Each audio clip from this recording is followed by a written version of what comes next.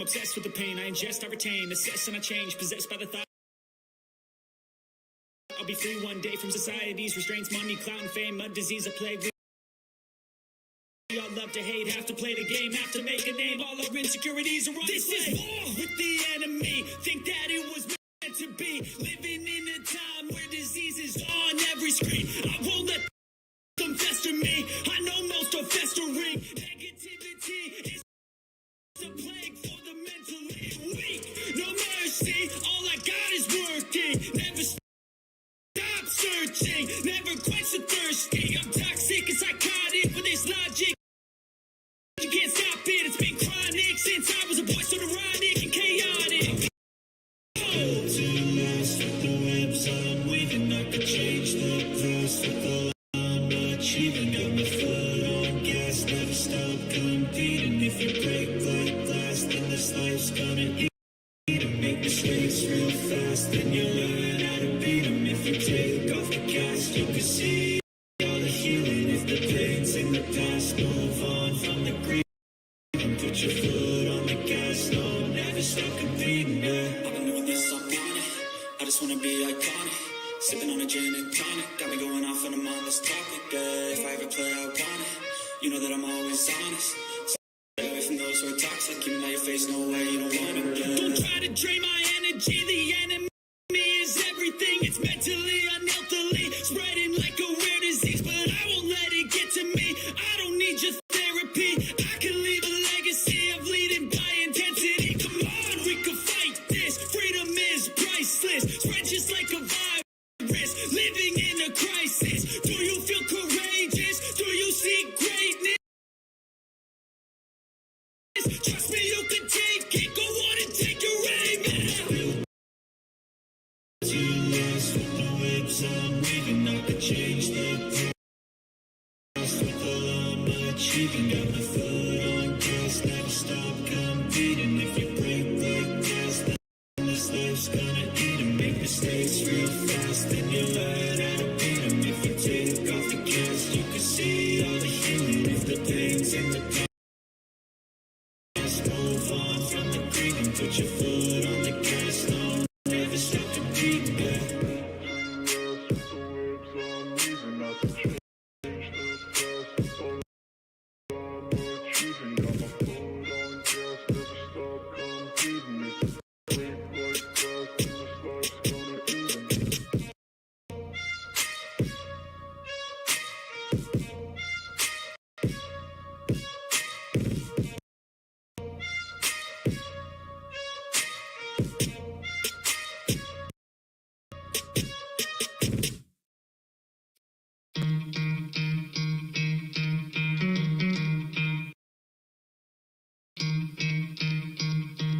You could try to play it, but you're never gonna be me. Look the other way, what I'm doing ain't easy. Bloody ends stay from the people who deceive me. Bloody ends break through the chains, go free me. Looking for change, looking for pain, pulling a mob, pushing a train. I never stop, stick to a lane, pick up the pieces and go rearrange. I'll be the best above all the rest, put me to the test. Expect nothing less, your check is on chest, what's happening next? You got the venom, a tangible weapon, no coming in second. This life is a lesson, he got a new engine from pain, it's a blessing. New focus, no guessing, just voted an obsession, I'm in his possession. You got their attention, I'll leave an impression and take your redemption. Just kill no discretion, your mind is a weapon. Then 11-11 is time for progression. You could try to play, but you never gonna be me. Look the other way, what I'm doing ain't easy. Bloody ends sing from the people who deceive me. Bloody ends break through the chains, go free me. People like sheep move feet, hurt it easy. You don't wanna be fast asleep on this feeling. Better stand up.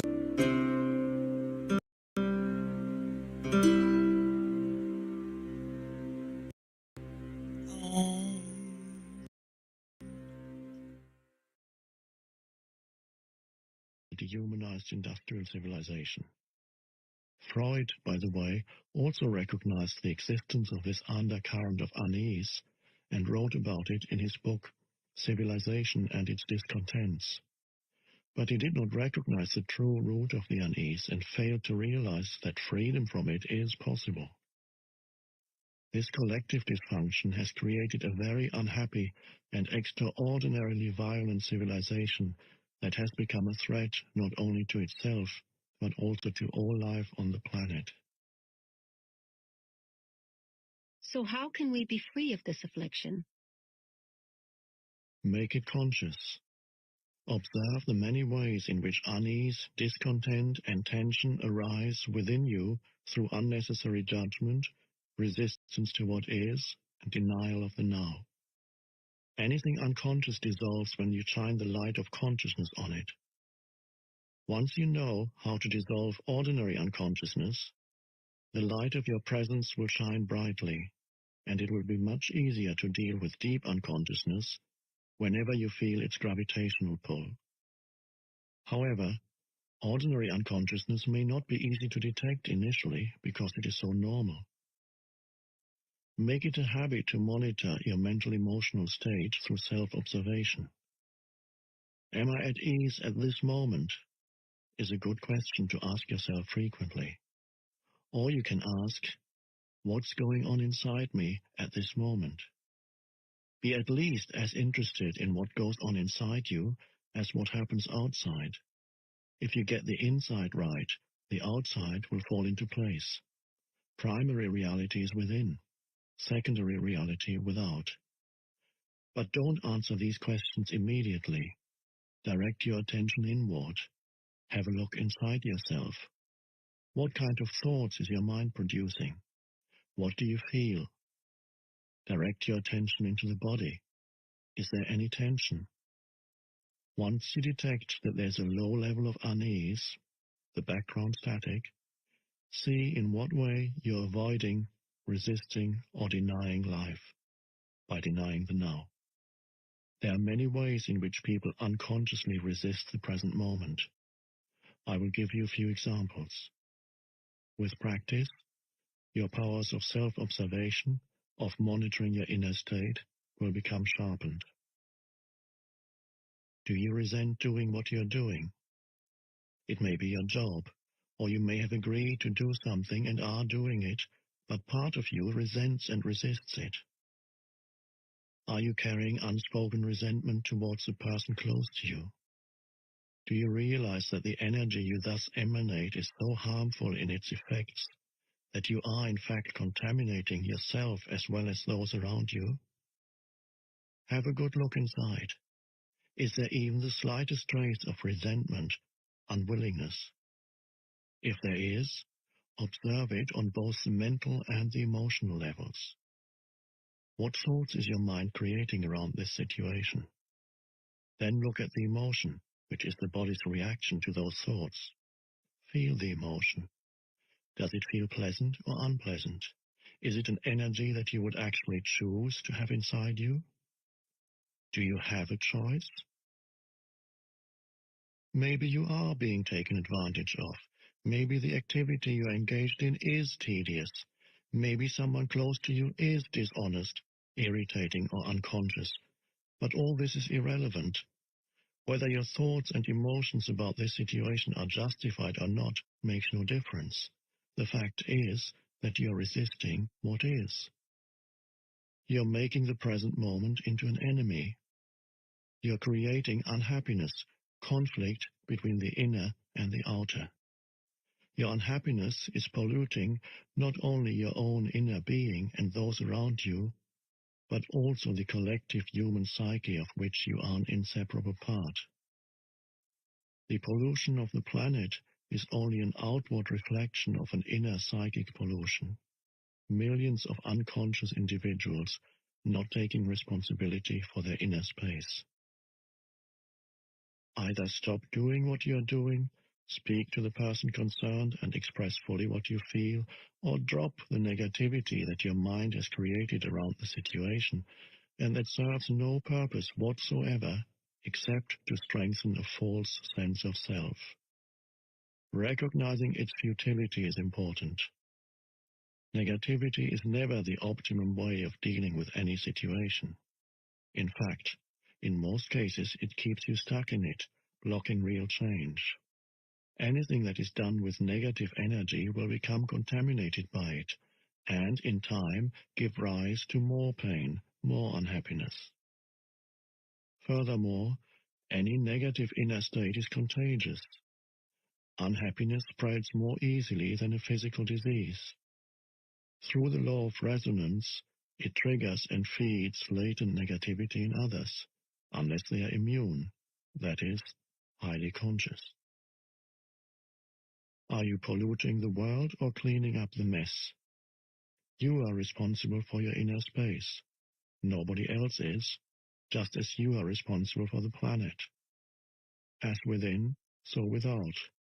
If humans clear inner pollution, then they will also cease to create outer pollution. How can we drop negativity, as you suggest? By dropping it. How do you drop a piece of hot coal that you are holding in your hand? How do you drop some heavy and useless baggage that you are carrying? By recognizing that you don't want to suffer the pain or carry the burden anymore, and then letting go of it. Deep unconsciousness, such as the pain body, or other deep pain, such as the loss of a loved one, usually needs to be transmuted through acceptance, combined with the light of your presence, your sustained attention. Many patterns in ordinary unconsciousness, on the other hand, can simply be dropped once you know that you don't want them and don't need them anymore, once you realize that you have a choice, that you're not just a bundle of conditioned reflexes. All this implies that you're able to access the power of now. Without it, you have no choice. If you call some emotions negative, aren't you creating a mental polarity of good and bad, as you explained earlier? No. The polarity was created at an earlier stage when your mind judged the present moment as bad. This judgment then created the negative emotion. But if you call some emotions negative, aren't you really saying that they shouldn't be there? That it's not okay to have those emotions? My understanding is that we should give ourselves permission to have whatever feelings come up, rather than judge them as bad or say that we shouldn't have them. It's okay to feel resentful. It's okay to be angry, irritated, moody, or whatever. Otherwise, we get into repression, inner conflict, or denial. Everything is okay as it is. Of course, once a mind pattern, an emotion, or reaction is there, accept it. You are not conscious enough to have a choice in the matter. That's not a judgment, just a fact. If you had a choice, or realized that you do have a choice, would you choose suffering or joy, ease or unease, peace or conflict? Would you choose a thought or feeling that cuts you off from your natural state of well-being, the joy of life within? Any such feeling I call negative, which simply means bad, not in the sense that you shouldn't have done that, but just plain factual bad, like feeling sick in the stomach. How is it possible that humans killed in excess of 100 million fellow humans in the 20th century alone? Humans inflicting pain of such magnitude on one another is beyond anything you can imagine. And that's not taking into account the mental, emotional, and physical violence, the torture, pain, and cruelty they continue to inflict on each other, as well as on other sentient beings on a daily basis. Do they act in this way because they're in touch with their natural state, the joy of life within? Of course not. Only people who are in a deeply negative state, who feel very bad indeed, would create such a reality as a reflection of how they feel. Now they are engaged in destroying nature and the planet that sustains them. Unbelievable, but true. Humans are a dangerously insane and very sick species. That's not a judgment, it's a fact. It is also a fact that the sanity is there underneath the madness. Healing and redemption are available right now. Coming back specifically to what you said, it is certainly true that When you accept your resentment, moodiness, anger, and so on, you are no longer forced to act them out blindly, and you are less likely to project them onto others. But I wonder if you're not deceiving yourself. When you have been practicing acceptance for a while, as you have, there comes a point when you need to go on to the next stage, where those negative emotions are not created anymore.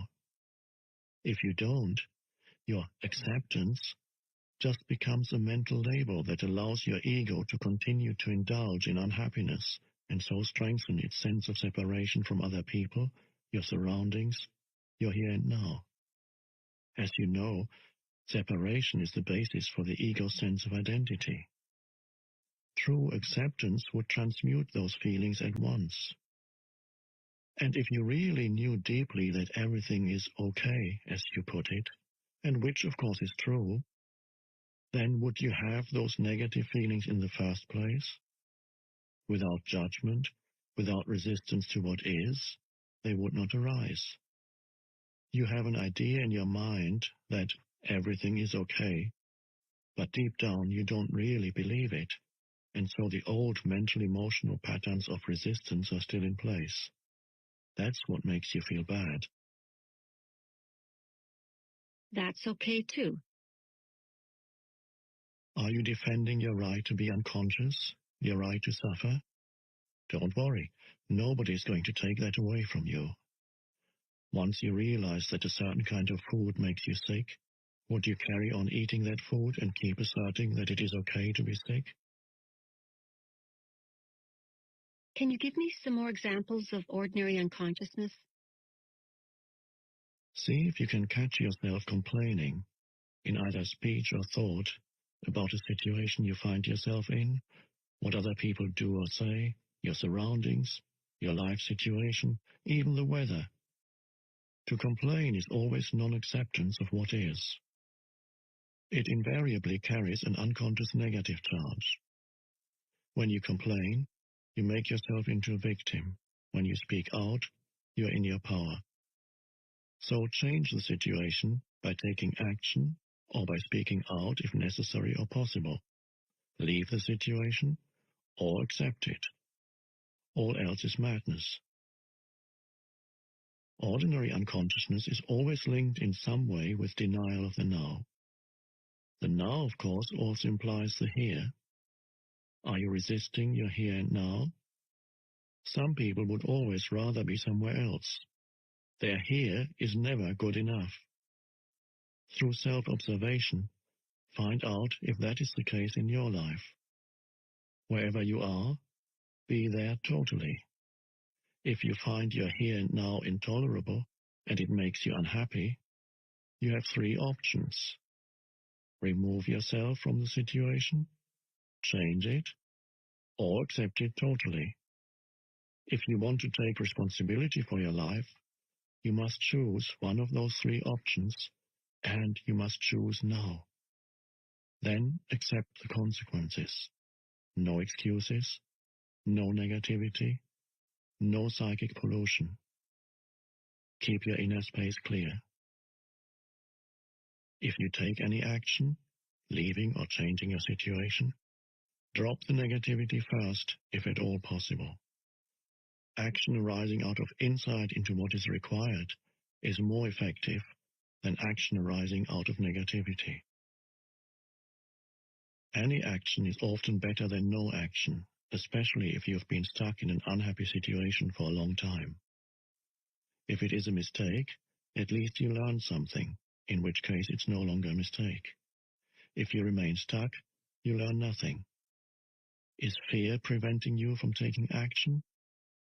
Acknowledge the fear, watch it, take your attention into it, be fully present with it. Doing so cuts the link between the fear and your thinking. Don't let the fear rise up into your mind. Use the power of the now. Fear cannot prevail against it. If there's truly nothing that you can do to change your here and now, and you can't remove yourself from the situation, then accept your here and now totally by dropping all inner resistance. The false, unhappy self that loves feeling miserable, resentful, or sorry for itself can then no longer survive. This is called surrender. Surrender is not weakness. There's great strength in it. Only a surrendered person has spiritual power. Through surrender, you will be free internally of the situation. You may then find that the situation changes without any effort on your part. In any case, you're free.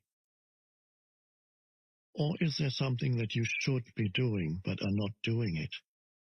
Get up and do it now. Alternatively, completely accept your inactivity, laziness, or passivity at this moment, if that is your choice. Go into it fully. Enjoy it.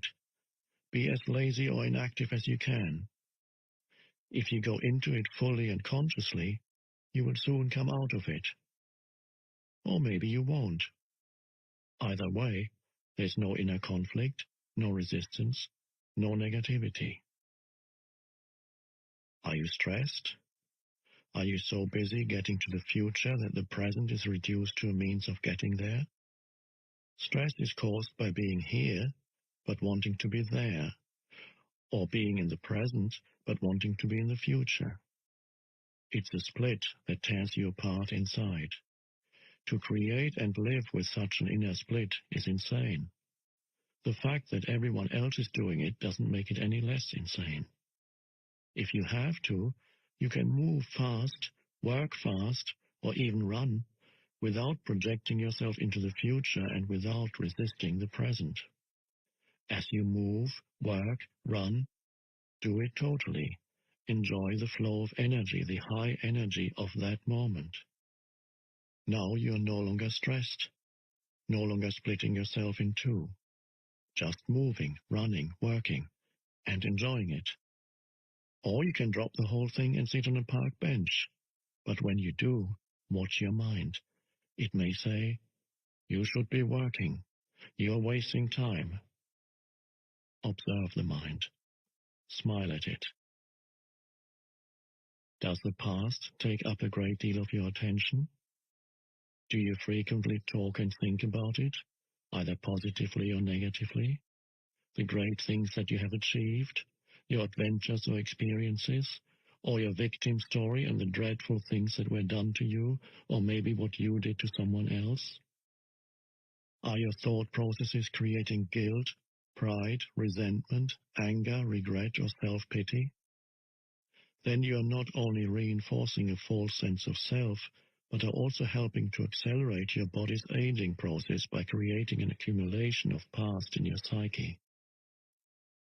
Verify this for yourself by observing those around you who have a strong tendency to hold on to the past. Die to the past every moment. You don't need it.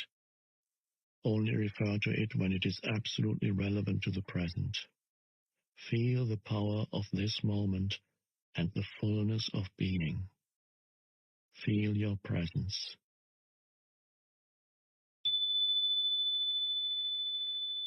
Are you worried? Do you have many what-if thoughts? You are identified with your mind, which is projecting itself into an imaginary future situation and creating fear. There's no way that you can cope with such a situation because it doesn't exist. It's a mental phantom.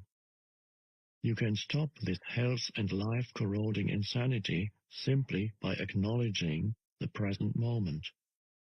Become aware of your breathing. Feel the air flowing in and out of your body. Feel your inner energy field. All that you ever have to deal with, cope with, in real life, as opposed to imaginary mind projections, is this moment.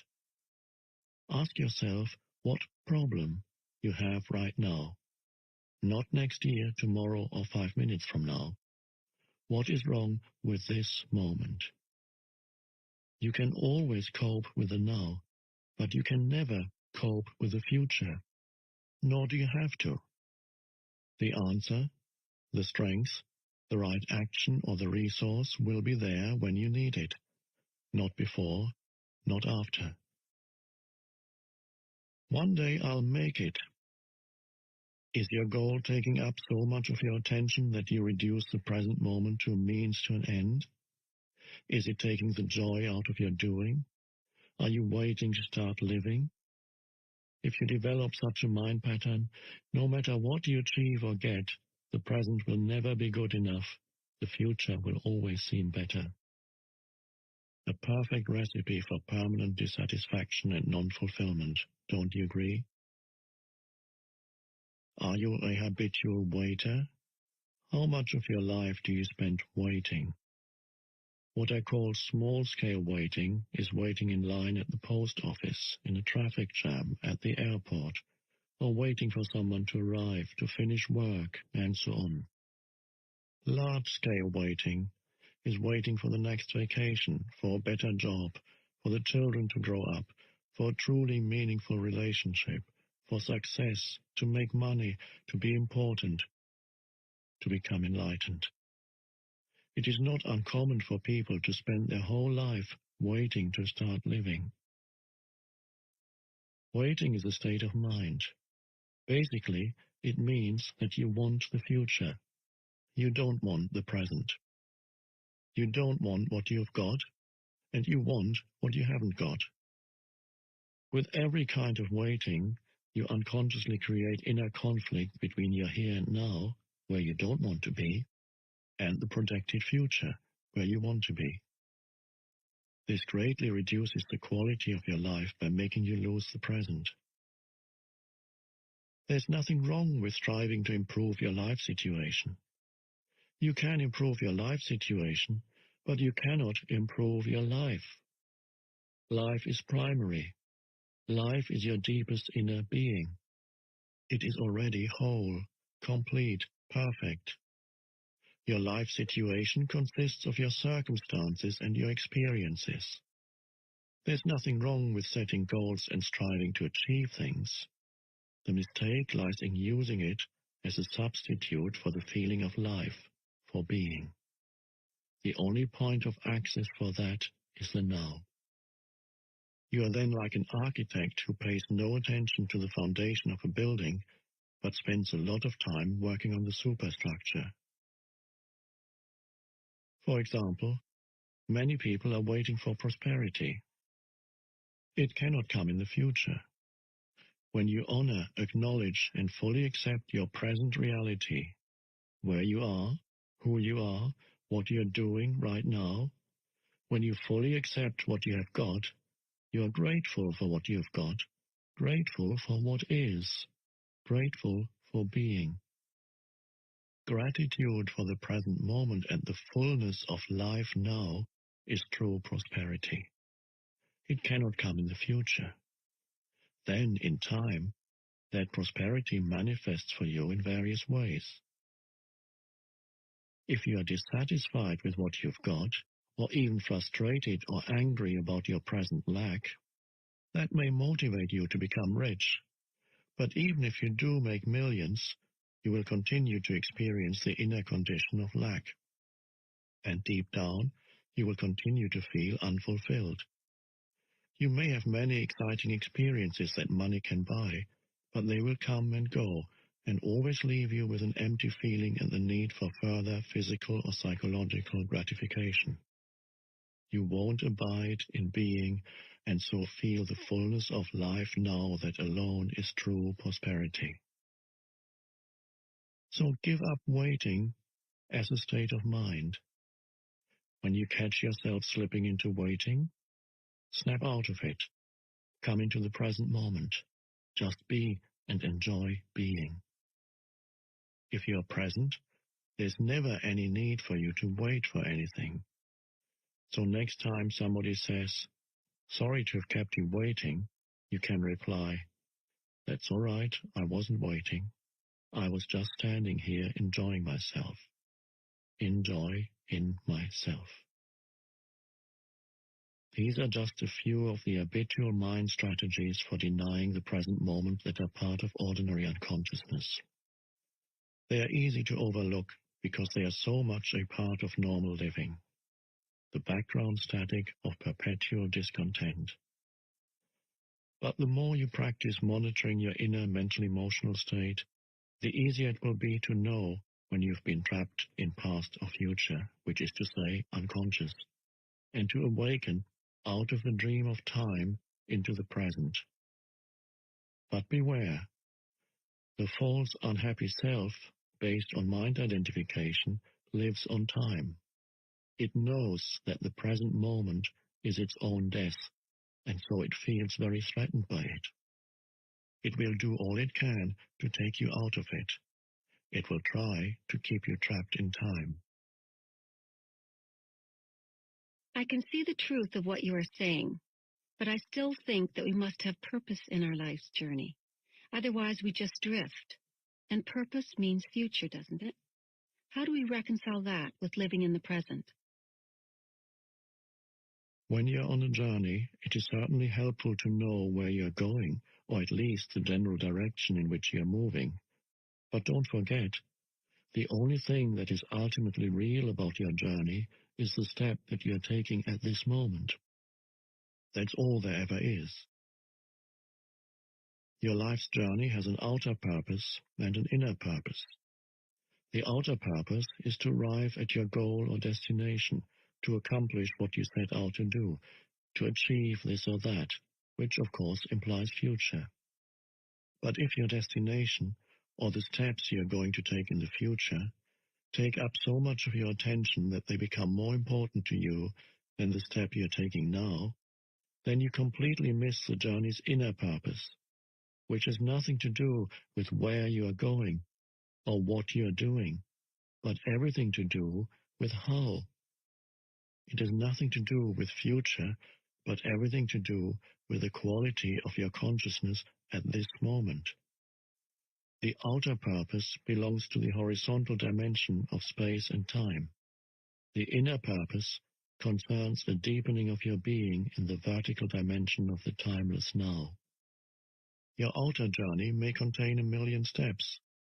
Your inner journey only has one, the step you are taking right now. As you become more deeply aware of this one step, you realize that it already contains within itself all the other steps as well as the destination.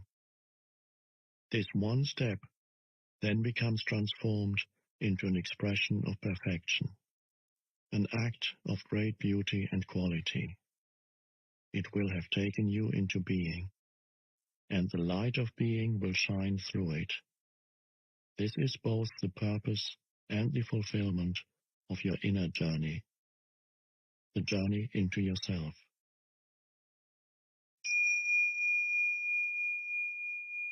Does it matter whether we achieve our outer purpose, whether we succeed or fail in the world?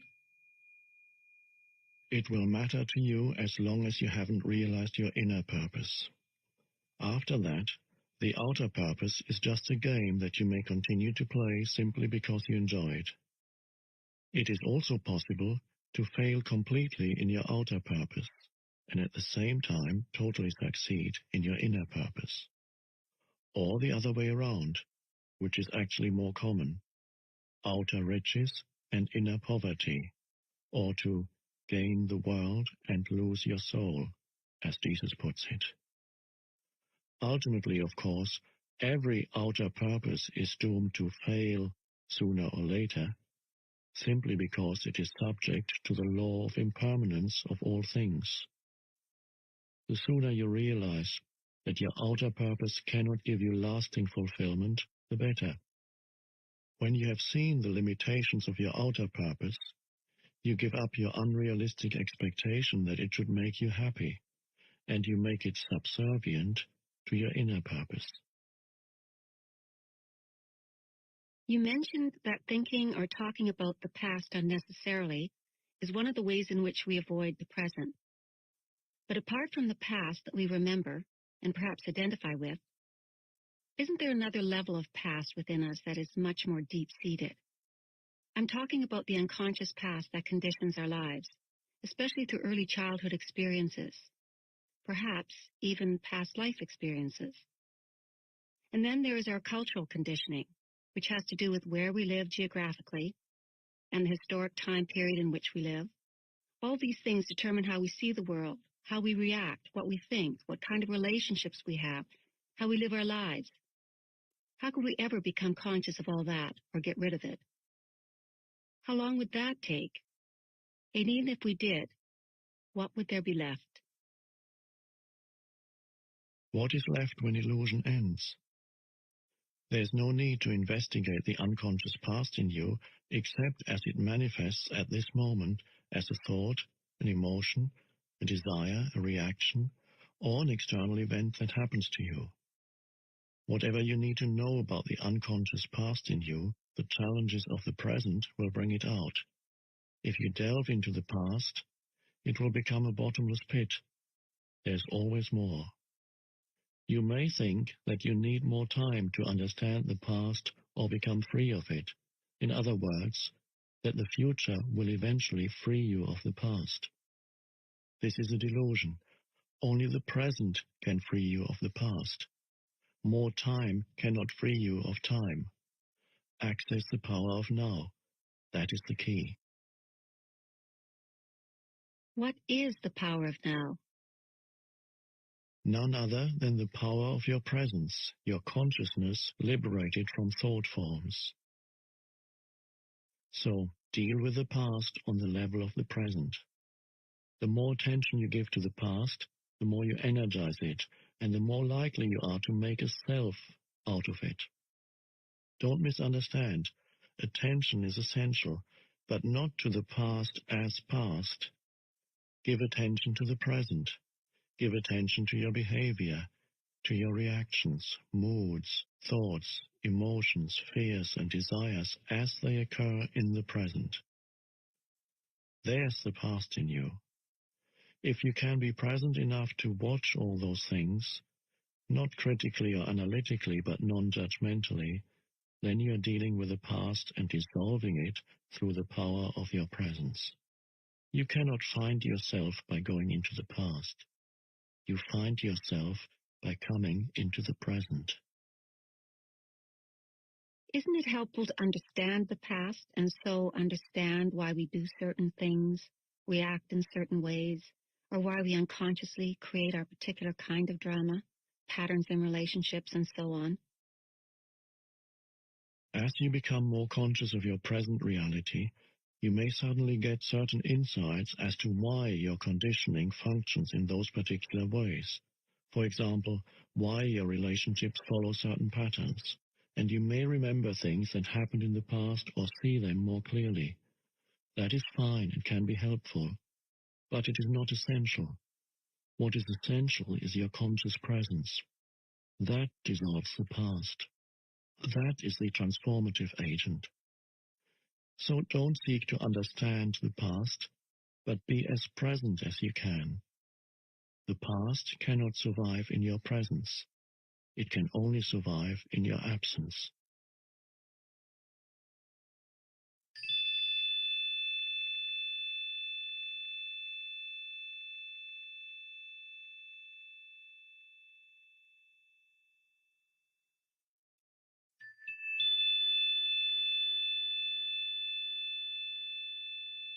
Chapter 5, The State of Presence.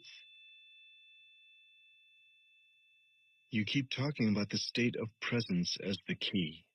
I think I understand it intellectually, but I don't know if I have ever truly experienced it. I wonder, is it what I think it is, or is it something entirely different? It's not what you think it is. You can't think about presence, and the mind can't understand it. Understanding presence is being present. Try a little experiment. Close your eyes and say to yourself, I wonder what my next thought is going to be. Then become very alert and wait for the next thought. Be like a cat watching a mouse hole. What thought is going to come out of the mouse hole? Try it now.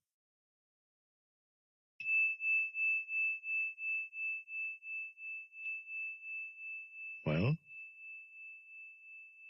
I had to wait for quite a long time before a thought came in. exactly. As long as you're in a state of intense presence, you're free of thought.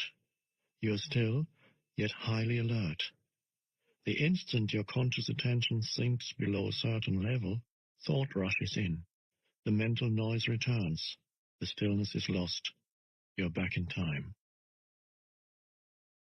To test their degree of presence, some Zen masters have been known to creep up on their students from behind and suddenly hit them with a stick. Quite a shock. If the student had been fully present and in a state of alertness, if he had kept his loin girded and his lamp burning, which is one of the analogies that Jesus uses for presence, he would have noticed the master coming up from behind and stopped him or stepped aside. But if he were hit, that would mean he was immersed in thought, which is to say absent, unconscious. To stay present in everyday life, it helps to be deeply rooted within yourself. Otherwise, the mind, which has incredible momentum, will drag you along like a wild river. What do you mean by rooted within yourself? It means to inhabit your body fully, to always have some of your attention in the inner energy field of your body, to feel the body from within, so to speak. Body awareness keeps you present. It anchors you in the now. In a sense, the state of presence could be compared to waiting. Jesus used the analogy of waiting in some of his parables. This is not the usual bored or restless kind of waiting that is a denial of the present and that I spoke about already. It is not a waiting in which your attention is focused on some point in the future and the present is perceived as an undesirable obstacle that prevents you from having what you want. There is a qualitatively different kind of waiting, one that requires your total alertness. Something could happen at any moment, and if you're not absolutely awake, absolutely still, you will miss it. This is the kind of waiting Jesus talks about. In that state, all your attention is in the now. There's none left for daydreaming, thinking, remembering, anticipating. There's no tension in it, no fear, just alert presence. You are present with your whole being, with every cell of your body. In that state, the you that has a past and a future, the personality if you like, is hardly there anymore. And yet nothing of value is lost. You are still essentially yourself. In fact, you are more fully yourself than you ever were before. Or rather, it is only now that you are truly yourself. Be like a servant waiting for the return of the master, says Jesus. The servant does not know at what hour the master is going to come. So he stays awake, alert, poised, still, lest he miss the master's arrival. In another parable, Jesus speaks of the 5 careless, unconscious women who do not have enough oil, consciousness, to keep their lamps burning, stay present, and so miss the bridegroom, the now, and don't get to the wedding feast, enlightenment. These 5 stand in contrast to the 5 wise women who have enough oil, that is, stay conscious. Even the men who wrote the Gospels did not understand the meaning of these parables, so the first misinterpretations and distortions crept in as they were written down. With subsequent erroneous interpretations, the real meaning was completely lost. These are parables not about the end of the world, but about the end of psychological time. They point to the transcendence of the egoic mind and the possibility of living in an entirely new state of consciousness. What you have just described is something that I occasionally experience for brief moments when I am alone and surrounded by nature. Yes, Zen masters use the word satori to describe a flash of insight, a moment of no mind and total presence. Although satori is not a lasting transformation, be grateful when it comes, for it gives you a taste of enlightenment. You may indeed have experienced it many times without knowing what it is and realizing its importance. Presence is needed to become aware of the beauty, the majesty, the sacredness of nature. Have you ever gazed up into the infinity of space on a clear night, awestruck by the absolute stillness and inconceivable vastness of it? Have you listened, truly listened, to the sound of a mountain stream in the forest, or the song of a blackbird at dusk on a quiet summer evening? To become aware of such things, the mind needs to be still.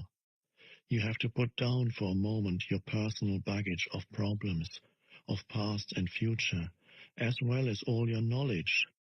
Otherwise, you will see but not see, hear but not hear. Your total presence is required. Beyond the beauty of the external forms, there's more here, something that cannot be named, something ineffable, some deep inner holy essence. Whenever and wherever there's beauty, this inner essence shines through somehow.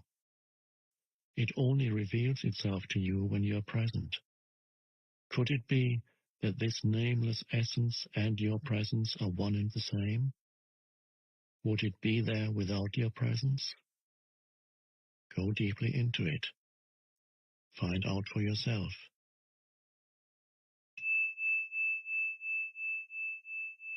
When you experience those moments of presence, you likely didn't realize that you were briefly in a state of no mind. This is because the gap between that state and the influx of thought was too narrow. Your satori may only have lasted for a few seconds before the mind came in, but it was there. Otherwise, you would not have experienced the beauty. Mind can neither recognize nor create beauty. Only for a few seconds, while you were completely present, was that beauty or that sacredness there. Because of the narrowness of that gap and a lack of vigilance and alertness on your part, you were probably unable to see the fundamental difference between the perception, the thoughtless awareness of beauty, and the naming and interpreting of it as thought. The time gap was so small that it seemed to be a single process.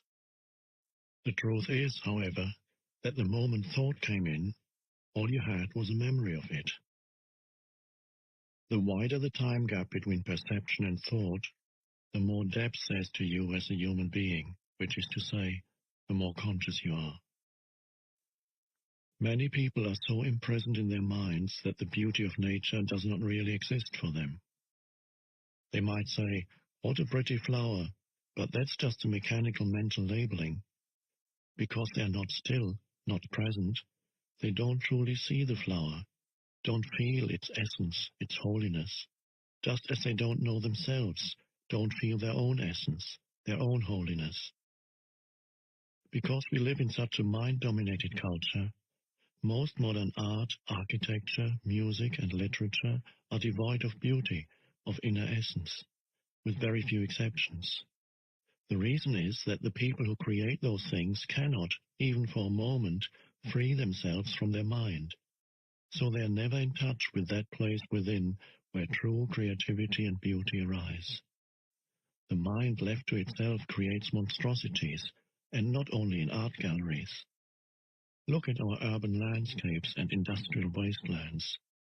No civilization has ever produced so much ugliness.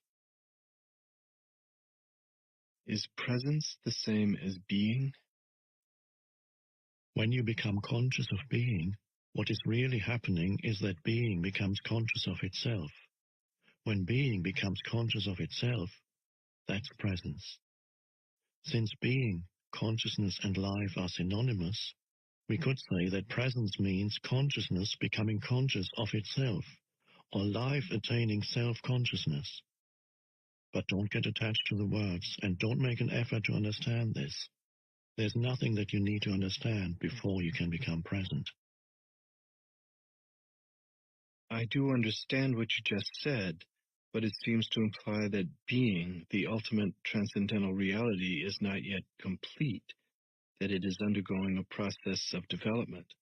Does God need time for personal growth? Yes, but only seen from the limited perspective of the manifested universe. In the Bible, God declares, "I am the Alpha and the Omega, and I am the living one." In the timeless realm where God dwells, which is also your home, the beginning and the end, the Alpha and the Omega, are one, and the essence of everything that ever has been and ever will be is eternally present in an unmanifested state of oneness and perfection, totally beyond anything the human mind can ever imagine or comprehend.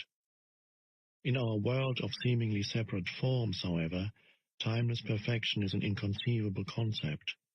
Here, even consciousness, which is the light emanating from the eternal source, seems to be subject to a process of development, but this is due to our limited perception. It is not so in absolute terms. Nevertheless, let me continue to speak for a moment about the evolution of consciousness in this world. Everything that exists has being, has God essence, has some degree of consciousness. Even a stone has rudimentary consciousness, otherwise it would not be, and its atoms and molecules would disperse. Everything is alive. The sun, the earth, plants, animals, humans, all are expressions of consciousness in varying degrees, consciousness manifesting as form. The world arises when consciousness takes on shapes and forms, thought forms and material forms. Look at the millions of life forms on this planet alone, in the sea, on land, in the air, and then each life form is replicated millions of times. To what end? Is someone or something playing a game with form? This is what the ancient seers of India asked themselves. They saw the world as Leela, a kind of divine game that God is playing. The individual life forms are obviously not very important in this game. In the sea, most life forms don't survive for more than a few minutes after being born. The human form turns to dust pretty quickly too, and when it is gone, it is as if it had never been. Is that tragic or cruel? Only if you create a separate identity for each form, if you forget that its consciousness is God essence expressing itself in form. But you don't truly know that until you realize your own God essence as pure consciousness. If a fish is born in your aquarium and you call it John, write out a birth certificate, tell him about his family history, and 2 minutes later he gets eaten by another fish. That's tragic. But it's only tragic because you projected a separate self where there was none. You got hold of a fraction of a dynamic process, a molecular dance, and made a separate entity out of it. Consciousness takes on the disguise of forms until they reach such complexity that it completely loses itself in them. In present-day humans, consciousness is completely identified with its disguise. It only knows itself as form and therefore lives in fear of the annihilation of its physical or psychological form. This is the egoic mind, and this is where considerable dysfunction sets in. It now looks as if something had gone very wrong somewhere along the line of evolution. But even this is part of Leela, the divine game. Finally, the pressure of suffering created by this apparent dysfunction forces consciousness to disidentify from form and awakens it from its dream of form. It regains self-consciousness, but it is at a far deeper level than when it lost it. This process is explained by Jesus in his parable of the lost son, who leaves his father's home, squanders his wealth, becomes destitute, and is then forced by his suffering to return home. When he does, his father loves him more than before. The son's state is the same as it was before, yet not the same. It has an added dimension of depth. The parable describes a journey from unconscious perfection through apparent imperfection and evil to conscious perfection. Can you now see the deeper and wider significance of becoming present as the watcher of your mind? Whenever you watch the mind, You withdraw consciousness from mind forms, which then becomes what we call the watcher or the witness. Consequently, the watcher, pure consciousness beyond form, becomes stronger, and the mental formations become weaker. When we talk about watching the mind, we are personalizing an event that is truly of cosmic significance. Through you, consciousness is awakening out of its dream of identification with form and withdrawing from form. This foreshadows, but is already part of, an event that is probably still in the distant future as far as chronological time is concerned. The event is called the end of the world. When consciousness frees itself from its identification with physical and mental forms, it becomes what we may call pure or enlightened consciousness, or presence. This has already happened in a few individuals, and it seems destined to happen soon on a much larger scale, although there's no absolute guarantee that it will happen. Most humans are still in the grip of the egoic mode of consciousness, identified with their mind and run by their mind. If they do not free themselves from their mind in time, they will be destroyed by it. They will experience increasing confusion, conflict, violence, illness, despair, madness. Egoic mind has become like a sinking ship. If you don't get off, you will go down with it. The collective egoic mind is the most dangerously insane and destructive entity ever to inhabit this planet. What do you think will happen on this planet if human consciousness remains unchanged? Already for most humans, the only respite they find from their own minds is to occasionally revert to a level of consciousness below thought. Everyone does that every night during sleep, but this also happens to some extent through sex, alcohol, and other drugs that suppress excessive mind activity. If it weren't for alcohol, tranquilizers, antidepressants, as well as the illegal drugs, which are all consumed in vast quantities, the insanity of the human mind would become even more glaringly obvious than it is already. I believe that, if deprived of their drugs, a large part of the population would become a danger to themselves and others. These drugs, of course, simply keep you stuck in dysfunction. Their widespread use only delays the breakdown of the old mind structures and the emergence of higher consciousness. While individual users may get some relief from the daily torture inflicted on them by their minds, they are prevented from generating enough conscious presence to rise above thought and so find true liberation. Falling back to a level of consciousness below mind, which is the pre-thinking level of our distant ancestors and of animals and plants, is not an option for us. There's no way back. If the human race is to survive, it will have to go on to the next stage. Consciousness is evolving throughout the universe in billions of forms. So even if we didn't make it, this wouldn't matter on a cosmic scale. No gain in consciousness is ever lost, so it would simply express itself through some other form. But the very fact that I am speaking here and you are listening to this is a clear sign that the new consciousness is gaining a foothold on the planet. There's nothing personal in this. I am not teaching you. You are consciousness, and you are listening to yourself. There is an Eastern saying, the teacher and the taught together create the teaching. In any case, the words in themselves are not important. They are not the truth. They only point to it. I speak from presence, and as I speak, you may be able to join me in that state. Although every word that I use has a history, of course, and comes from the past, as all language does, the words that I speak to you now are carriers of the high energy frequency of presence, quite apart from the meaning they convey as words. Silence is an even more potent carrier of presence. So when you listen to me speak, be aware of the silence between and underneath the words. Be aware of the gaps. To listen to the silence, wherever you are, is an easy and direct way of becoming present. Even if there's noise, there's always some silence underneath and in between the sounds.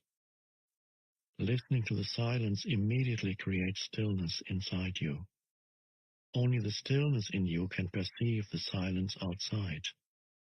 And what is stillness other than presence, consciousness freed from thought forms?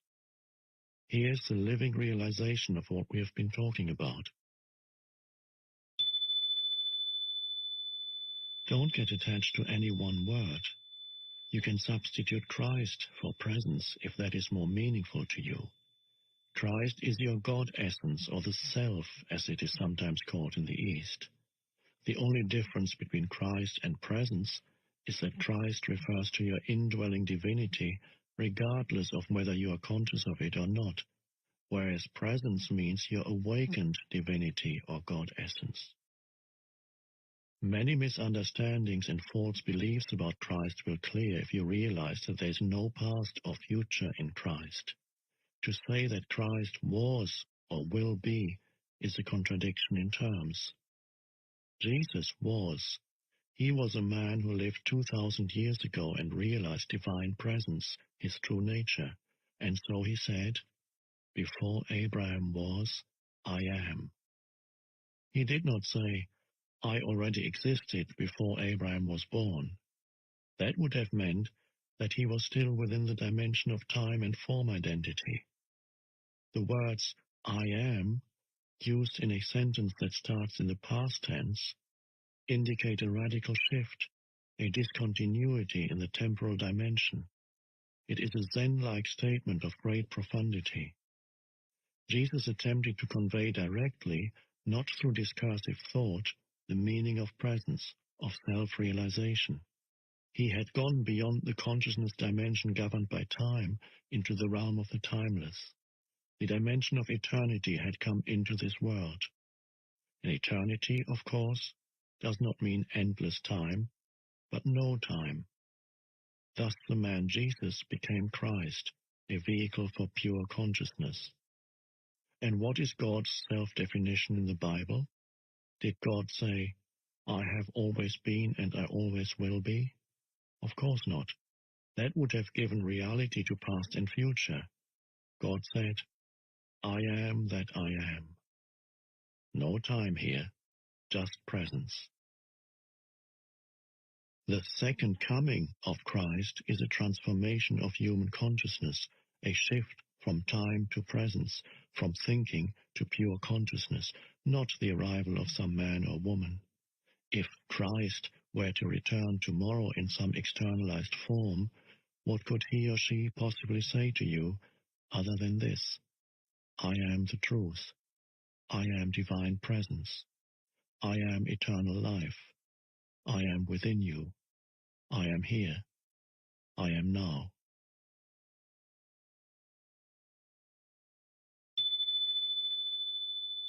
Never personalize Christ. Don't make Christ into a form identity. Avatars, divine mothers, enlightened masters, the very few that are real, are not special as persons.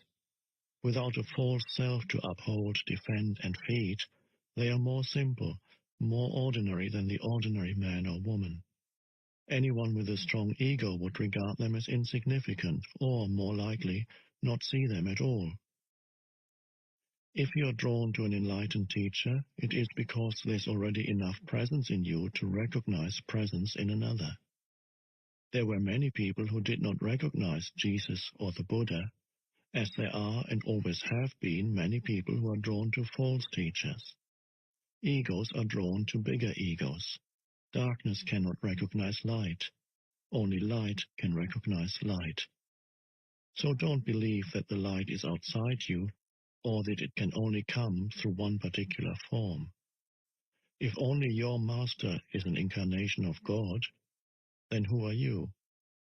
Any kind of exclusivity is identification with form, and identification with form means ego, no matter how well disguised. Use the master's presence to reflect your own identity beyond name and form back to you, and to become more intensely present yourself. You will soon realize that there is no mine or yours in presence. Presence is one. Group work can also be helpful for intensifying the light of your presence.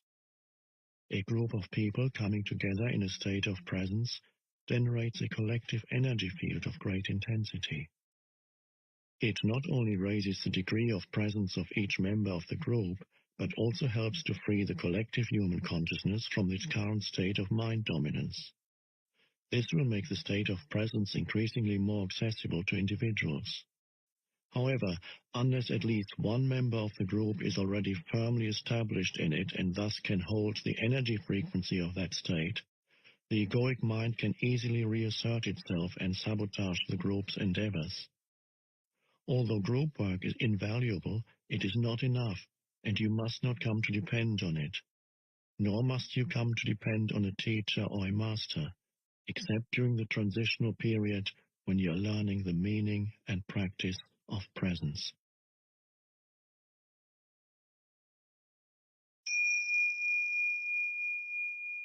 Chapter 6. The Inner Body. You spoke earlier about the importance of having deep roots within, or inhabiting the body. Can you explain what you meant by that? The body can become a point of access into the realm of being. Let's go into that more deeply now. I'm still not quite sure if I fully understand what you mean by being. Water? What do you mean by that? I don't understand it.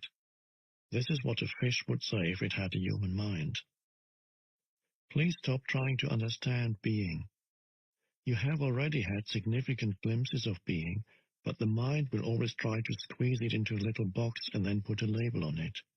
It cannot be done. It cannot become an object of knowledge. In being, subject and object merge into one. Being can be felt as the ever-present I am that is beyond name and form. To feel and thus to know that you are, and to abide in that deeply rooted state is enlightenment, is the truth that Jesus says will make you free. Free from what?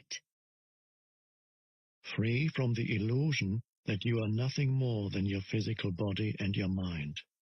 This illusion of the self, as the Buddha calls it, is the core error. Free from fear, in its countless disguises as the inevitable consequence of that illusion. The fear that is your constant tormentor as long as you derive your sense of self only from this ephemeral and vulnerable form. And free from sin, which is the suffering you unconsciously inflict on yourself and others, as long as this illusory sense of self governs what you think, say, and do. I don't like the word sin. It implies that I'm being judged and found guilty. I can understand that.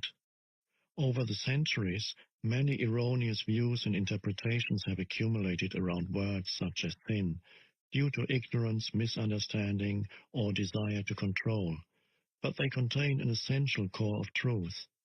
If you are unable to look beyond such interpretations and so cannot recognize the reality to which the word points, then don't use it. Don't get stuck on the level of words. A word is no more than a means to an end. It's an abstraction. Not unlike a signpost, it points beyond itself. The word honey isn't honey. You can study and talk about honey for as long as you like, but you won't really know it until you taste it. After you've tasted it, the word becomes less important to you. You won't be attached to it anymore.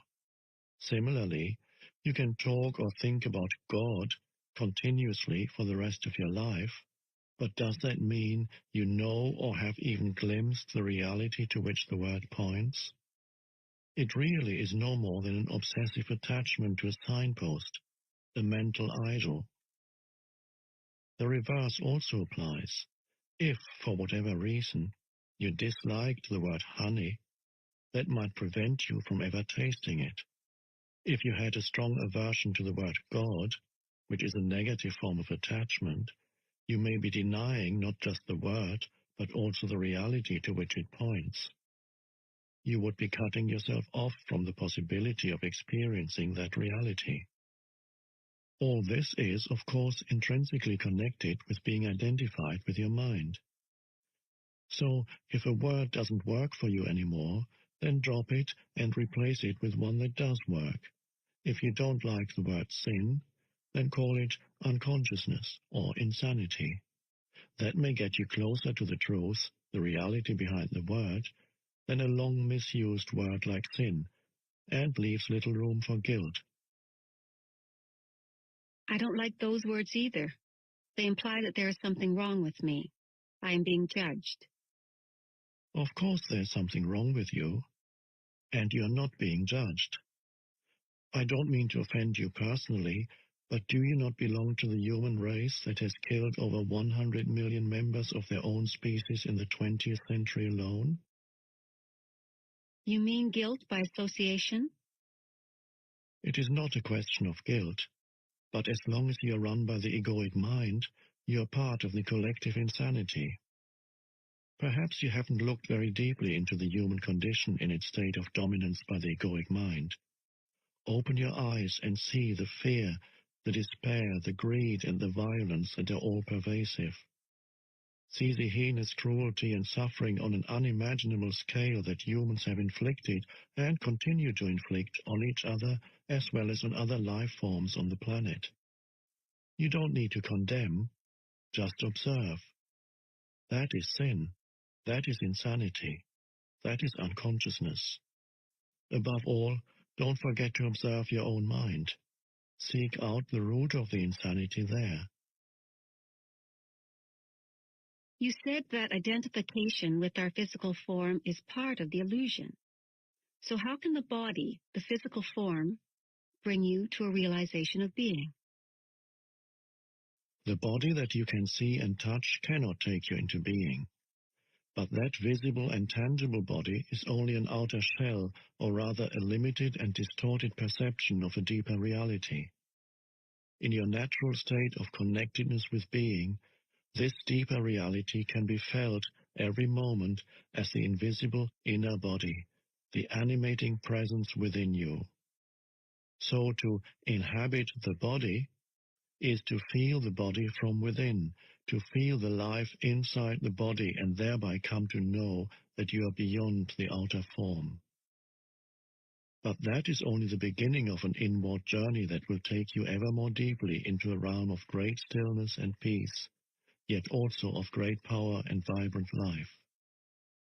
At first, you may only get fleeting glimpses of it, but through them you will begin to realize that you are not just a meaningless fragment in an alien universe, briefly suspended between birth and death, allowed a few short-lived pleasures, followed by pain and ultimate annihilation. Underneath your outer form, you are connected with something so vast, so immeasurable and sacred, that it cannot be conceived or spoken of. Yet I'm speaking of it now. I'm speaking of it not to give you something to believe in, but to show you how you can know it for yourself. You are cut off from being as long as your mind takes up all your attention. When this happens, and it happens continuously for most people, you are not in your body. The mind absorbs all your consciousness and transforms it into mind stuff. You cannot stop thinking. Compulsive thinking has become a collective disease. Your whole sense of who you are is then derived from mind activity. Your identity, as it is no longer rooted in being, becomes a vulnerable and ever-needy mental construct, which creates fear as the predominant underlying emotion. The one thing that truly matters is then missing from your life: awareness of your deeper self, your invisible and indestructible reality. To become conscious of being, you need to reclaim consciousness from the mind. This is one of the most essential tasks on your spiritual journey. It will free vast amounts of consciousness that previously had been trapped in useless and compulsive thinking. A very effective way of doing this is simply to take the focus of your attention away from thinking and direct it into the body, where being can be felt in the first instance as the invisible energy field that gives life to what you perceive as the physical body. Please try it now. You may find it helpful to close your eyes for this practice. Later on, when being in the body has become natural and easy, this will no longer be necessary. Direct your attention into the body. Feel it from within. Is it alive? Is there life in your hands, arms, legs, and feet? In your abdomen, your chest? Can you feel the subtle energy field that pervades the entire body and gives vibrant life to every organ and every cell? Can you feel it simultaneously in all parts of the body as a single field of energy? Keep focusing on the feeling of your inner body for a few moments. Do not start to think about it. Feel it. The more attention you give it, the clearer and stronger this feeling will become. It will feel as if every cell is becoming more alive. And if you have a strong visual sense, you may get an image of your body becoming luminous. Although such an image can help you temporarily, pay more attention to the feeling than to any image that may arise. Any image, no matter how beautiful or powerful, is already defined in form, so there's less scope for penetrating more deeply. The feeling of your inner body is formless, limitless, and unfathomable. You can always go into it more deeply. If you cannot feel very much at this stage, pay attention to whatever you can feel. Perhaps there's just a slight tingling in your hands or feet. That's good enough for the moment. Just focus on the feeling. Your body is coming alive. Later, we will practice some more. Please open your eyes now, but keep some attention in the inner energy field of the body even as you look around the room. The inner body lies at the threshold between your form identity and your essence identity, your true nature. Never lose touch with it.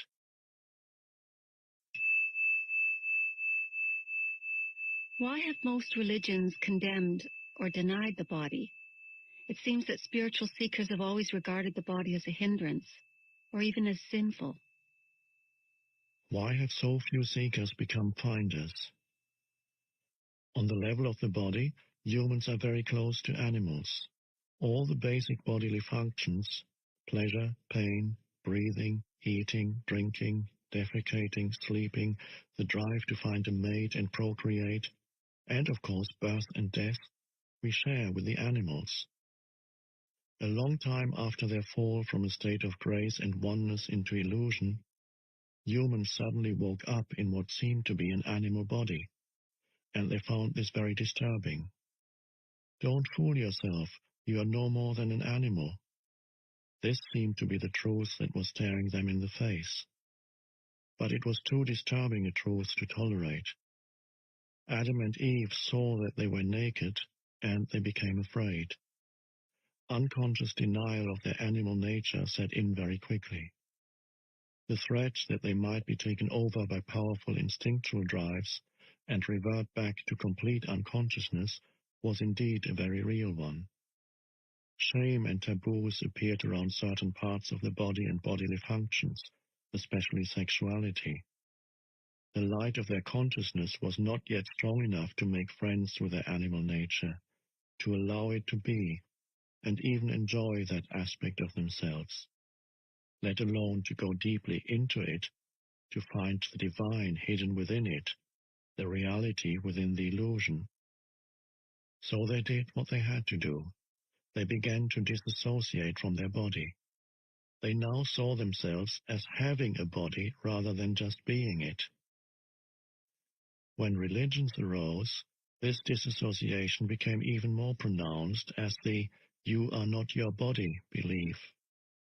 Countless people in East and West throughout the ages have tried to find God, salvation, or enlightenment through denial of the body. This took the form of denial of sense pleasures and of sexuality in particular, fasting and other ascetic practices. They even inflicted pain on the body in an attempt to weaken or punish it, because they regarded it as sinful. In Christianity, this used to be called mortification of the flesh. Others tried to escape from the body by entering trance states or seeking out-of-the-body experiences. Many still do. Even the Buddha is said to have practiced body denial through fasting and extreme forms of asceticism for 6 years, but he did not attain enlightenment until after he had given up this practice. The fact is that no one has ever become enlightened through denying or fighting the body, or through an out-of-the-body experience. Although such an experience can be fascinating and can give you a glimpse of the state of liberation from the material form, in the end you will always have to return to the body where the essential work of transformation takes place. Transformation is through the body, not away from it. This is why no true master has ever advocated fighting or leaving the body, although their mind-based followers often have. Of the ancient teachings concerning the body, only certain fragments survive, such as Jesus' statement that your whole body will be filled with light, or they survive as myths, such as the belief that Jesus never relinquished his body, but remained one with it and ascended into heaven with it. Almost no one to this day has understood those fragments or the hidden meaning of certain myths, and the "you are not your body" belief has prevailed universally, leading to body denial and attempts to escape from the body. Countless seekers have thus been prevented from attaining spiritual realization for themselves and becoming finders. Is it possible to recover the lost teachings on the significance of the body, or to reconstruct them from the existing fragments? There's no need for that.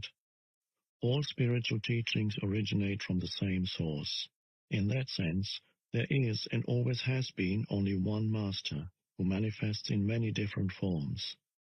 I am that master, and so are you, once you're able to access the source within. And the way to it is through the inner body. Although all spiritual teachings originate from the same source, once they become verbalized and written down, they are obviously no more than collections of words. And a word is nothing but a signpost, as we talked about earlier. All such teachings are signposts pointing the way back to the source. I have already spoken of the truth that is hidden within your body, but I will summarize for you again the lost teachings of the Masters. So here's another signpost.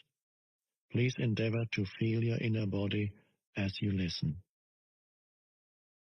What you perceive as a dense physical structure called the body, which is subject to disease, old age, and death, is not ultimately real, is not you.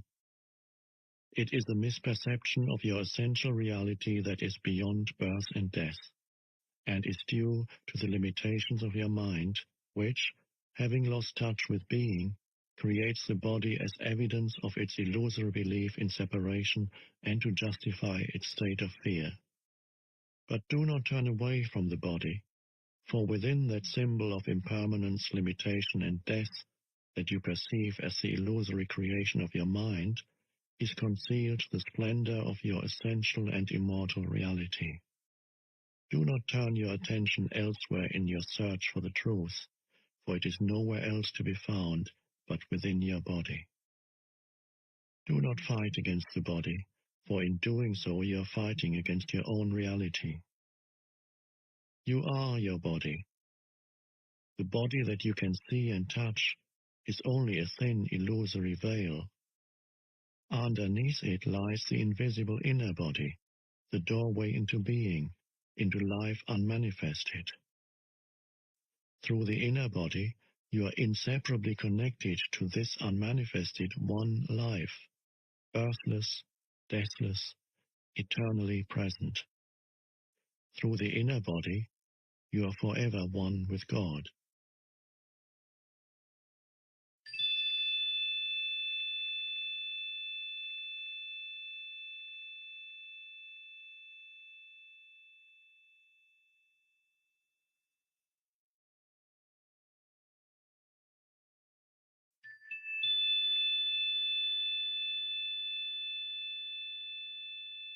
The key is to be in a state of permanent connectedness with your inner body, to feel it at all times.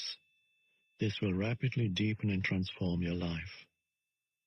The more consciousness you direct into the inner body, the higher its vibrational frequency becomes, much like a light that grows brighter as you turn up the dimmer switch and so increase the flow of electricity. At this higher energy level, negativity cannot affect you anymore, and you tend to attract new circumstances that reflect this higher frequency. If you keep your attention in the body as much as possible, you will be anchored in the now. You won't lose yourself in the external world, and you won't lose yourself in your mind. Thoughts and emotions, fears and desires may still be there to some extent, but they won't take you over. Please examine where your attention is at this moment. You are listening to my words. That is the focus of your attention. You are also peripherally aware of your surroundings, other people, and so on. Furthermore, there may be some mind activity around what you are hearing, some mental commentary. Yet there's no need for any of this to absorb all your attention. See if you can be in touch with your inner body at the same time. Keep some of your attention within. Don't let it all flow out. Feel your whole body from within as a single field of energy. It is almost as if you were listening with your whole body. Let this be your practice in the days and weeks to come. Do not give all your attention away to the mind and the external world. By all means, focus on what you are doing, but feel the inner body at the same time whenever possible. Stay rooted within. Then observe how this changes your state of consciousness and the quality of what you are doing. Whenever you are waiting, wherever it may be, use that time to feel the inner body. In this way, traffic jams and lineups become very enjoyable. Instead of mentally projecting yourself away from the now, go more deeply into the now by going more deeply into the body. The art of inner body awareness will develop into a completely new way of living, a state of permanent connectedness with being, and will add a depth to your life that you have never known before. It is easy to stay present as the observer of your mind when you are deeply rooted within your body. No matter what happens on the outside, nothing can shake you anymore. Unless you stay present, and inhabiting your body is always an essential aspect of it, you will continue to be run by your mind. The script in your head that you learned a long time ago, the conditioning of your mind, will dictate your thinking and your behavior. You may be free of it for brief intervals, but rarely for long. This is especially true when something goes wrong or there's some loss or upset. Your conditioned reaction will then be involuntary, automatic, and predictable, fueled by the one basic emotion that underlies the mind-identified state of consciousness: fear. So when such challenges come, as they always do, make it a habit to go within at once and focus as much as you can on the inner energy field of your body. This need not take long, just a few seconds, but you need to do it the moment that the challenge presents itself. Any delay will allow a conditioned mental-emotional reaction to arise and take you over. When you focus within and feel the inner body, you immediately become still and present as you are withdrawing consciousness from the mind. If a response is required in that situation, it will come up from this deeper level. Just as the sun is infinitely brighter than a candle flame, There is infinitely more intelligence in being than in your mind. As long as you are in conscious contact with your inner body, you are like a tree that is deeply rooted in the earth, or a building with a deep and solid foundation. The latter analogy is used by Jesus in the generally misunderstood parable of the two men who built a house. One man builds it on the sand, without a foundation, and when the storms and floods come, the house is swept away. The other man digs deep until he reaches the rock, then builds his house, which is not swept away by the floods. I felt very uncomfortable when I tried to put my attention on the inner body. There was a feeling of agitation and some nausea. So I haven't been able to experience what you're talking about. What you felt was a lingering emotion that you were probably unaware of until you started putting some attention into the body. Unless you first give it some attention, the emotion will prevent you from gaining access to the inner body, which lies at a deeper level underneath it. Attention does not mean that you start thinking about it. It means to just observe the emotion, to feel it fully, and so to acknowledge and accept it as it is.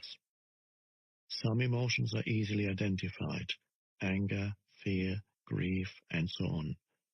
Others may be much harder to label. They may just be vague feelings of unease, heaviness, or constriction, halfway between an emotion and a physical sensation. In any case, what matters is not whether you can attach a mental label to it, but whether you can bring the feeling of it into awareness as much as possible. Attention is the key to transformation, and full attention also implies acceptance. Attention is like a beam of light, the focused power of your consciousness that transmutes everything into itself. In a fully functional organism, an emotion has a very short lifespan. It is like a momentary ripple or wave on the surface of your being. When you are not in your body, however, an emotion can survive inside you for days or weeks, or join with other emotions of a similar frequency that have merged and become the pain body, a parasite that can live inside you for years, feed on your energy, lead to physical illness, and make your life miserable. So place your attention on feeling the emotion and check whether your mind is holding on to a grievance pattern such as blame, self-pity, or resentment that is feeding the emotion. If that is the case, it means that you haven't forgiven. Non-forgiveness is often towards another person or yourself, but it may just as well be towards any situation or condition, past, present, or future, that your mind refuses to accept. Yes, there can be non-forgiveness even with regard to the future. This is the mind's refusal to accept uncertainty, to accept that the future is ultimately beyond its control. Forgiveness is to relinquish your grievance and so to let go of grief. It happens naturally once you realize that your grievance serves no purpose except to strengthen a false sense of self. Forgiveness is to offer no resistance to life, to allow life to live through you. The alternatives are pain and suffering, a greatly restricted flow of life energy, and in many cases physical disease. The moment you truly forgive, you have reclaimed your power from the mind. Non-forgiveness is the very nature of the mind, just as the mind-made false self, the ego, cannot survive without strife and conflict. The mind cannot forgive. Only you can. You become present. You enter your body. You feel the vibrant peace and stillness that emanate from being. That is why Jesus said, "Before you enter the temple, forgive."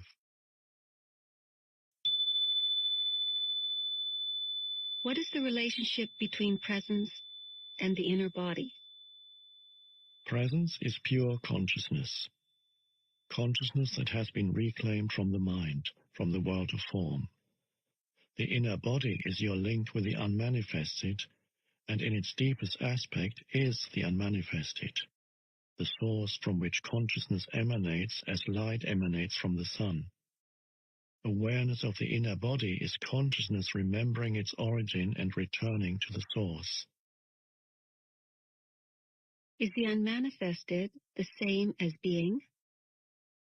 Yes, the word unmanifested attempts, by way of negation, to express that which cannot be spoken, thought, or imagined. It points to what it is by saying what it is not. Being, on the other hand, is a positive term. Please don't get attached to either of these words or start believing in them. They are no more than signposts. You said that presence is consciousness that has been reclaimed from the mind. Who does the reclaiming? You do. But since in your essence you are consciousness, we might as well say that it is an awakening of consciousness from the dream of form. This does not mean that your own form will instantly vanish in an explosion of light. You can continue in your present form, yet be aware of the formless and deathless deep within you. I must admit this is way beyond my comprehension. And yet, on some deeper level, I seem to know what you're talking about. It's more like a feeling than anything else. Am I deceiving myself? No, you're not. Feeling will get you closer to the truth of who you are than thinking. I cannot tell you anything that deep within you don't already know. When you have reached a certain stage of inner connectedness, you recognize the truth when you hear it. If you haven't reached that stage yet, the practice of body awareness will bring about the deepening that is necessary. In the meantime, awareness of the inner body has other benefits in the physical realm. One of them is a significant slowing down of the aging of the physical body. Whereas the outer body normally appears to grow old and wither fairly quickly, the inner body does not change with time, except that you may feel it more deeply and become it more fully. If you are 20 years old now, the energy field of your inner body will feel just the same when you're 80. It will be just as vibrantly alive. As soon as your habitual state changes from being out of the body and trapped in your mind to being in the body and present in the now, your physical body will feel lighter, clearer, more alive. As there's more consciousness in the body, its molecular structure actually becomes less dense. More consciousness means a lessening of the illusion of materiality. When you become identified more with the timeless inner body than with the outer body, when presence becomes your normal mode of consciousness, and past and future no longer dominate your attention, you do not accumulate time anymore in your psyche and in the cells of the body. The accumulation of time as the psychological burden of past and future greatly impairs the cell's capacity for self-renewal. So if you inhabit the inner body, the outer body will grow old at a much slower rate, and even when it does, your timeless essence will shine through the outer form, and you will not give the appearance of an old person. Is there any scientific evidence for this? Try it out, and you will be the evidence. Another benefit of this practice in the physical realm is a great strengthening of the immune system which occurs when you inhabit the body. The more consciousness you bring into the body, the stronger the immune system becomes. It is as if every cell awakens and rejoices. The body loves your attention. It is also a potent form of self-healing. Most illnesses creep in when you are not present in the body. If the master is not present in the house, all kinds of shady characters will take up residence there. When you inhabit the body, it will be hard for unwanted guests to enter. It is not only your physical immune system that becomes strengthened. Your psychic immune system is greatly enhanced as well. The latter protects you from the negative mental-emotional force fields of others, which are highly contagious. Inhabiting the body protects you not by putting up a shield, but by raising the frequency vibration of your total energy field, so that anything that vibrates at a lower frequency, such as fear, anger, depression, and so on, now exists in what is virtually a different order of reality. It doesn't enter your field of consciousness anymore, or if it does, you don't need to offer any resistance to it because it passes right through you. Please don't just accept or reject what I'm saying. Put it to the test. There's a simple but powerful self-healing meditation that you can do whenever you feel the need to boost your immune system. It is particularly effective if used when you feel the first symptoms of an illness, but it also works with illnesses that are already entrenched if you use it at frequent intervals and with an intense focus. It will also counteract any disruption of your energy field by some form of negativity. However, it is not a substitute for the moment-to-moment practice of being in the body. Otherwise, its effect will only be temporary. Here's the meditation. When you are unoccupied for a few minutes, and especially last thing at night before falling asleep, and first thing in the morning before getting up, flood your body with consciousness. Close your eyes. Lie flat on your back. Choose different parts of your body to focus your attention on briefly at first. Hands, feet, arms, legs, abdomen, chest, head, and so on. Feel the life energy inside those parts as intensely as you can. Stay with each part for 15 seconds or so. Then let your attention run through the body like a wave a few times, from feet to head and back again. This need only take a minute or so. After that, feel the inner body in its totality, as a single field of energy. Hold that feeling for a few minutes. Be intensely present during that time, present in every cell of your body. Don't be concerned if the mind occasionally succeeds in drawing your attention out of the body and you lose yourself in some thought. As soon as you notice that this has happened, just return your attention to the inner body. At times, when my mind has been very active, it has acquired such momentum that I find it impossible to take my attention away from it and feel the inner body. This happens particularly when I get into a worry or anxiety pattern. Do you have any suggestions? If at any time you're finding it hard to get in touch with the inner body, it is usually easier to focus on your breathing first. Conscious breathing, which is a powerful meditation in its own right, will gradually put you in touch with the body. Follow the breath with your attention as it moves in and out of your body. Breathe into the body and feel your abdomen expanding and contracting slightly with each inhalation and exhalation. If you find it easy to visualize, close your eyes and see yourself surrounded by light or immersed in a luminous substance, a sea of consciousness. Then breathe in that light. Feel that luminous substance filling up your body and making it luminous also. Then gradually focus more on the feeling. You're now in your body. Don't get attached to any visual image. If you need to use your mind for a specific purpose, use it in conjunction with your inner body. Only if you're able to be conscious without thought can you use your mind creatively, and the easiest way to enter that state is through your body. Whenever an answer, a solution, or a creative idea is needed, stop thinking for a moment by focusing attention on your inner energy field. Become aware of the stillness. When you resume thinking, it will be fresh and creative.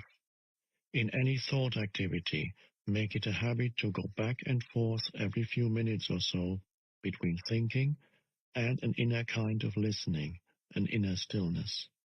We could say, don't just think with your head, think with your whole body. When listening to another person, don't just listen with your mind, listen with your whole body. Feel the energy field of your inner body as you listen.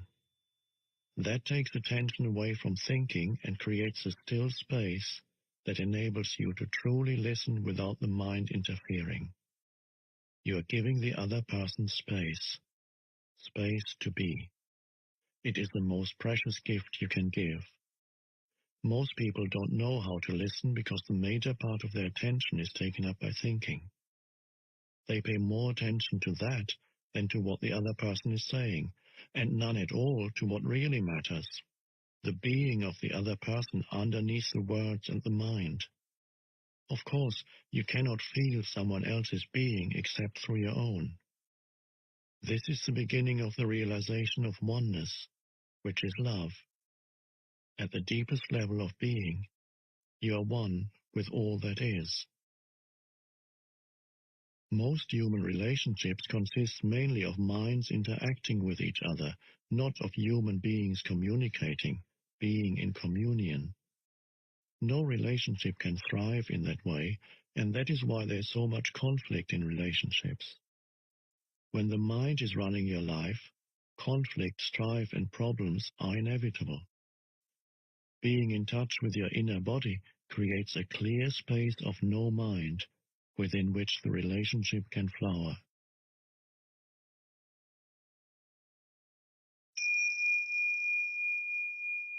Chapter 7. Portals into the Unmanifested. I can feel the energy inside my body, especially in my arms and legs, but I don't seem to be able to go more deeply, as you suggested earlier. Make it into meditation. It needn't take long. 10 to 15 minutes of clock time should be sufficient. Make sure first that there are no external distractions, such as telephones or people who are likely to interrupt you. Sit on a chair, but don't lean back. Keep the spine erect. Doing so will help you stay alert. Alternatively, choose your own favorite position for meditation. Make sure the body is relaxed. Close your eyes. Take a few deep breaths. Feel yourself breathing into the lower abdomen, as it were. Observe how it expands and contracts slightly with each in and out breath. Then become aware of the entire inner energy field of the body. Don't think about it. Feel it. By doing this, you reclaim consciousness from the mind. If you find it helpful, use the light visualization I described earlier. When you can feel the inner body clearly as a single field of energy, let go, if possible, of any visual image and focus exclusively on the feeling. If you can, also drop any mental image you may still have of the physical body. All that is left, then, is an all-encompassing sense of presence or beingness, and the inner body is felt to be without a boundary. Then take your attention even more deeply into that feeling. Become one with it. Merge with the energy field, so that there is no longer a perceived duality of the observer and the observed, of you and your body. The distinction between inner and outer also dissolves now, so there's no inner body anymore. By going deeply into the body, you have transcended the body. Stay in this realm of pure being for as long as feels comfortable. Then become aware again of the physical body, your breathing, and physical senses, and open your eyes.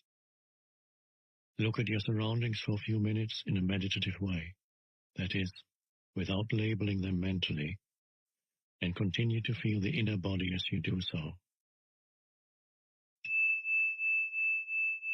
Having access to that formless realm is truly liberating. It frees you from bondage to form and identification with form. It is life in its undifferentiated state prior to its fragmentation into multiplicity. We may call it the unmanifested, the invisible source of all things, the being within all beings. It is the realm of deep stillness and peace, but also of joy and intense aliveness. Whenever you are present, you become transparent, to some extent, to the light, the pure consciousness that emanates from this source. You also realize that the light is not separate from who you are, but constitutes your very essence. Is the unmanifested what in the East is called chi, a kind of universal life energy? No, it isn't. The unmanifested is the source of chi. Chi is the inner energy field of your body. It is the bridge between the outer you and the source. It lies halfway between the manifested, the world of form, and the unmanifested. Chi can be likened to a river or an energy stream. If you take the focus of your consciousness deeply into the inner body, you are tracing the course of this river back to its source. Chi is movement, the unmanifested is stillness. When you reach a point of absolute stillness, which is nevertheless vibrant with life, you have gone beyond the inner body and beyond Chi to the source itself, the unmanifested. Chi is the link between the unmanifested and the physical universe. So if you take your attention deeply into the inner body, you may reach this point, this singularity, where the world dissolves into the unmanifested, and the unmanifested takes on form as the energy stream of Chi, which then becomes the world. This is the point of birth and death. When your consciousness is directed outward, mind and world arise. When it is directed inward, it realizes its own source and returns home into the unmanifested. Then, when your consciousness comes back to the manifested world, you reassume the form identity that you temporarily relinquished. You have a name, a past, a life situation, a future. But in one essential respect, you are not the same person you were before. You will have glimpsed a reality within yourself that is not of this world, although it isn't separate from it, just as it isn't separate from you. Now let your spiritual practice be this. As you go about your life, don't give 100% of your attention to the external world and to your mind. Keep some within. I've spoken about this already. Feel the inner body even when engaged in everyday activities, especially when engaged in relationships or when you're relating with nature. Feel the stillness deep inside it. Keep the portal open. It is quite possible to be conscious of the unmanifested throughout your life. You feel it as a deep sense of peace somewhere in the background, a stillness that never leaves you, no matter what happens out here. You become a bridge between the unmanifested and the manifested, between God and the world. This is the state of connectedness with the source that we call enlightenment. Don't get the impression that the unmanifested is separate from the manifested. How could it be? It is the life within every form, the inner essence of all that exists. It pervades this world. Let me explain. You take a journey into the unmanifested every night when you enter the phase of deep dreamless sleep. You merge with the source. You draw from it the vital energy that sustains you for a while when you return to the manifested, the world of separate forms. This energy is much more vital than food. Man does not live by bread alone. But in dreamless sleep, you don't go into it consciously. Although the bodily functions are still operating, you no longer exist in that state.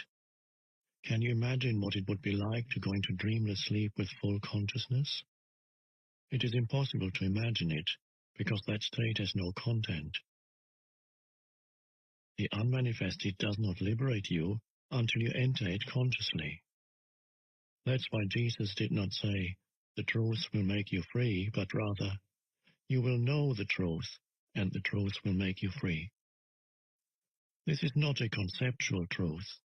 It is the truth of eternal life beyond form, which is known directly or not at all. But don't attempt to stay conscious in dreamless sleep. It is highly unlikely that you will succeed. At most, you may remain conscious during the dream phase, but not beyond that. This is called lucid dreaming, which may be interesting and fascinating, but it is not liberating. So use your inner body as a portal through which you enter the unmanifested, and keep that portal open so that you stay connected with the source at all times. It makes no difference as far as the inner body is concerned, whether your outer physical body is old or young, frail or strong. The inner body is timeless. If you are not yet able to feel the inner body, use one of the other portals, although ultimately they are all one. Some I have spoken about at length already, but I'll mention them again briefly here. The now can be seen as the main portal. It is an essential aspect of every other portal, including the inner body. You cannot be in your body without being intensely present in the now. Time and the manifested are as inextricably linked as are the timeless now and the unmanifested. When you dissolve psychological time through intense present moment awareness, you become conscious of the unmanifested both directly and indirectly. Directly, you feel it as the radiance and power of your conscious presence. No content, just presence. Indirectly, you are aware of the unmanifested in and through the sensory realm. In other words, you feel the God essence in every creature, every flower, every stone, and you realize all that is holy. This is why Jesus, speaking entirely from his essence or Christ identity, says in the Gospel of Thomas, "Split a piece of wood, I am there. Lift up a stone, and you will find me there." Another portal into the unmanifested is created through the cessation of thinking. This can start with a very simple thing, such as taking one conscious breath, or looking, in a state of intense alertness, at a flower, so that there's no mental commentary running at the same time. There are many ways to create a gap in the incessant stream of thought. This is what meditation is all about. Thought is part of the realm of the manifested. Continuous mind activity keeps you imprisoned in the world of form and becomes an opaque screen that prevents you from becoming conscious of the unmanifested, conscious of the formless and timeless God essence in yourself and in all things and all creatures. When you are intensely present, you don't need to be concerned about the cessation of thinking, of course, because the mind then stops automatically. That's why I said the now is an essential aspect of every other portal. Surrender, the letting go of mental emotional resistance to what is, also becomes a portal into the unmanifested. The reason for this is simple. Inner resistance cuts you off from other people, from yourself, from the world around you. It strengthens the feeling of separateness on which the ego depends for its survival. The stronger the feeling of separateness, the more you are bound to the manifested, the world of separate forms. The more you are bound to the world of form, the harder and more impenetrable your form identity becomes. The portal is closed, and you are cut off from the inner dimension, the dimension of depth. In the state of surrender, your form identity softens, and you become somewhat transparent, as it were, so the unmanifested can shine through you. It's up to you to open a portal in your life that gives you conscious access to the unmanifested. Get in touch with the energy field of the inner body, be intensely present, Disidentify from the mind, surrender to what is. These are all portals you can use, but you only need to use one. Surely love must also be one of those portals? No, it isn't. As soon as one of the portals is open, love is present in you as the feeling realization of oneness. Love isn't a portal. It's what comes through the portal into this world. As long as you are completely trapped in your form identity, there can be no love. Your task is not to search for love, but to find a portal through which love can enter. Are there any other portals apart from those you just mentioned? Yes, there are. The unmanifested is not separate from the manifested. It pervades this world, but it is so well disguised that almost everybody misses it completely. If you know where to look, you'll find it everywhere. A portal opens up